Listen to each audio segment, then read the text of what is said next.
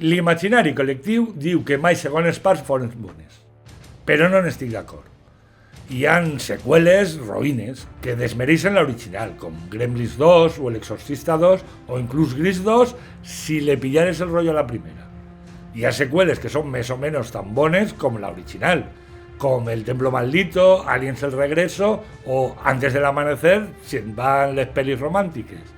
I després hi ha segones parts que són, fins i tot, millor que les primeres parts, com El Padrino 2, El Imperio Contraataca o Terminator 2, El Dia del Judici Final. Per il·lustrar-vos el primer Consell de Govern de la segona legislatura del rector Capilla, m'he decidit per aquesta última. I per què? Perquè sóc un optimista empedernit. I vull pensar que Capilla 2 serà millor que Capilla 1.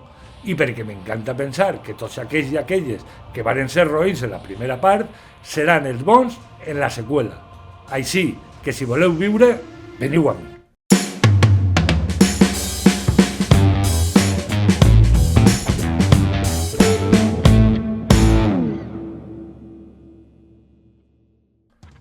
I arriben les eleccions al claustre i vosaltres decidiu si voleu que continuen sent els vostres ulls i la vostra veu.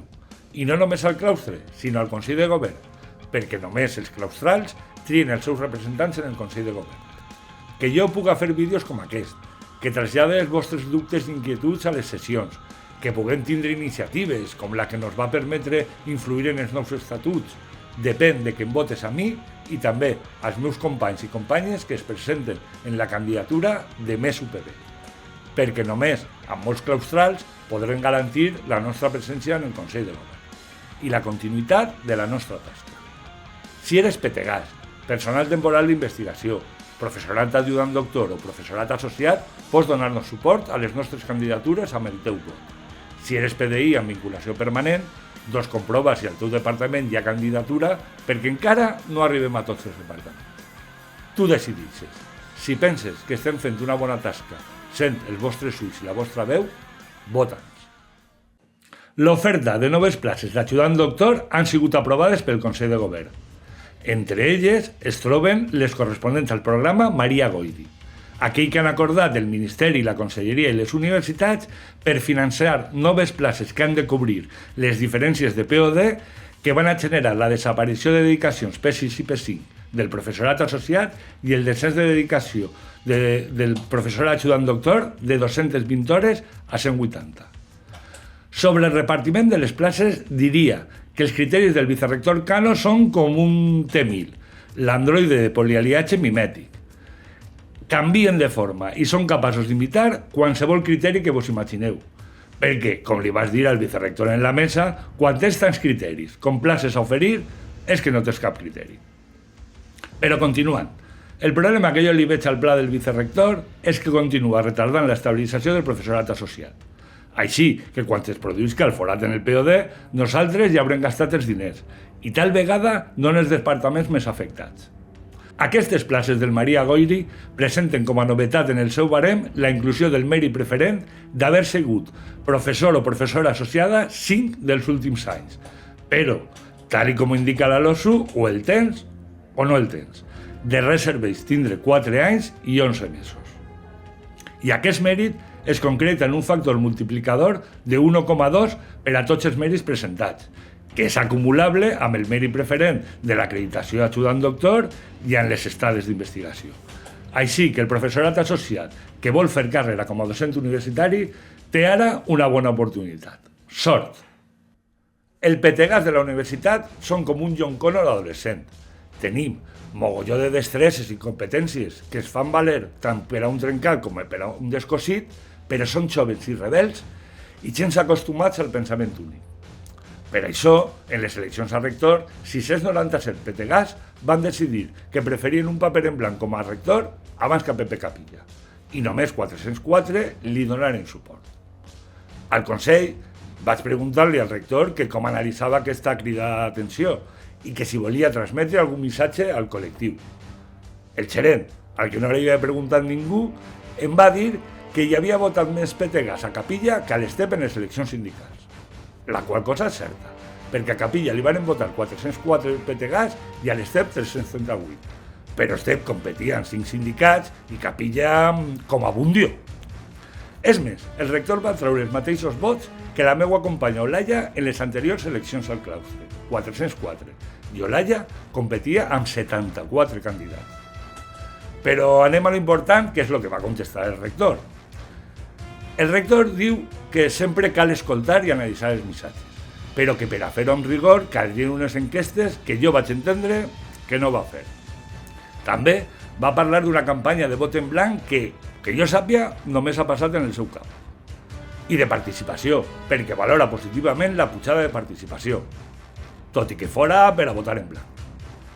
Que en les anteriors eleccions el personal investigador votaven en petegats, la qual cosa no sé què té a veure en que quasi 2 de cada 3 pas votaren en blanc. I que ell ha fet moltes coses i el que falla és la comunicació.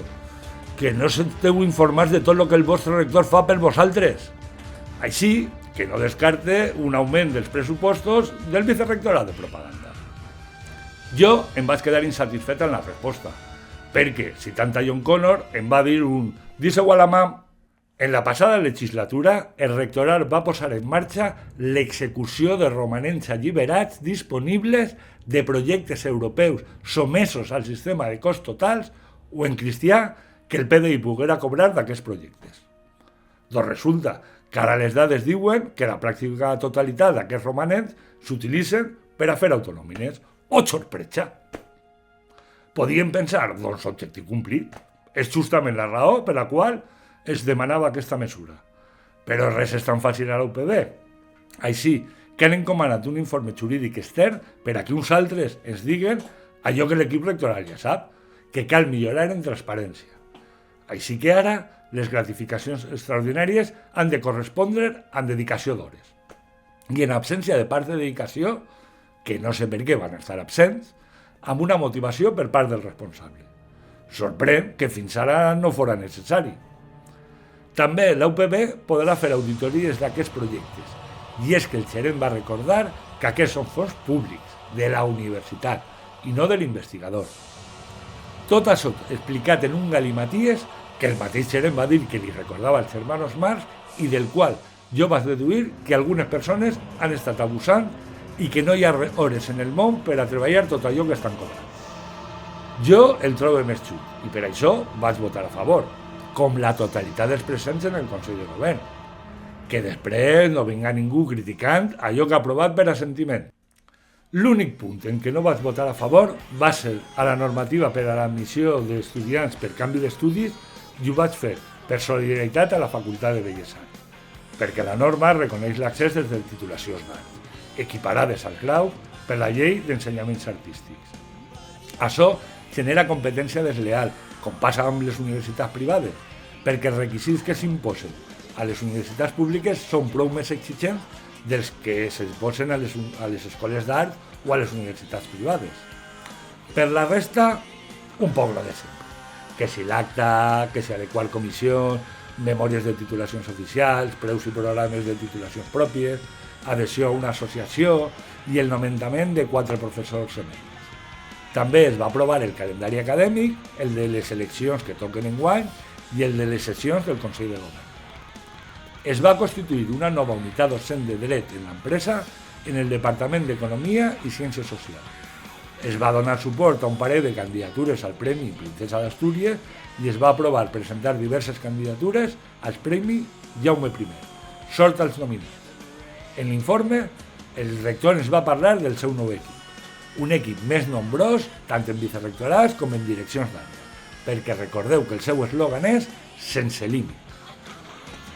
També es va informar que el Consell Social havia ratificat el gerent per continuar i al cap de control intern, fiscalització, que ara amb la LOSU també cal sentir al Consell de Govern per nomenar-lo.